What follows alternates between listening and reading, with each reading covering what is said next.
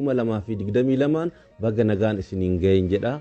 Irreechi kun irreecha milkii akka ta'u hawwii guddaan qaba. Irreechi kun immoo irreecha malkaa jedhama. Irreechi malkaa kun amata amataan yeroo kana kan kabajamu yoo ta'e Finfinnee keessatti kan kabajuutti jalqabne amata sadaffaasaati. Amma immoo irreecha tulluutillee Finfinnee gubbaarratti odaa shananitti irreeffachuudhaaf qophii guddaa goonee jirra. Odaa shanan bakkam akka jiru foolleen keenya hunduu hin beeka wanna ta'eef kan itti kabajamus yeroo tulluuti irratti. Kanaafuu wanna guddaan foolleen keenya karra hundaan jiru akkuma duraan kakattanii waadaa galtanitti namni tokko akka nama sagal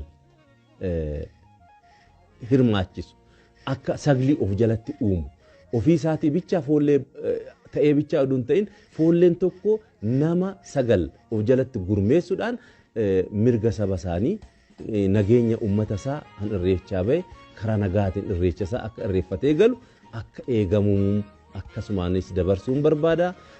Wanni guddaan immoo foolleen keenya gamaa gamana burjaajaman taane keessa galtanii nuyi gadaadhaan deemnaa aadaadhaan deemnaa gadaa keenya kabajannaa uumaa keenya kadhannaa foolleen eegumsa bichaa irratti buuti misooma biyyaatti irrattis immoo qoonni inni fudhatu guddaa wanna ta'eef of duratti akka waliin dubbanne akka caasaa keenyatiin misooma biyyaatti irratti hirmaachuu kan dandeenyu oggaa wal gurmeessine bichaadha.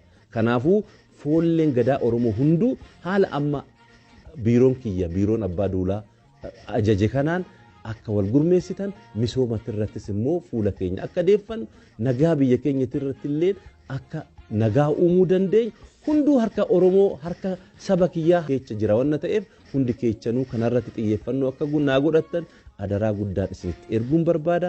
Irreechi baranaa irreecha milkii akka ta'us asumaanin isii dabarsu barbaada. Galatoomaan isin